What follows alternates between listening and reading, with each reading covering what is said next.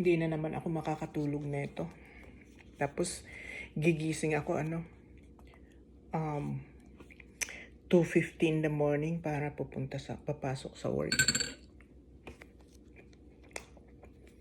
Ang mga Pilipino kahit nasaang lupalop ng mundo, etong ginagawa, kukurot sa tinapay, tapos isasawsaw sa kape. Sarap, no? Hindi nga pandesal to, pandikoko. Kaya lang, sinasawsaw ko pa rin sa kape. Ganyan.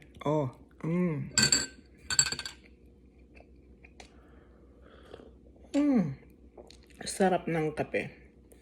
Bago ang kape ko ngayon.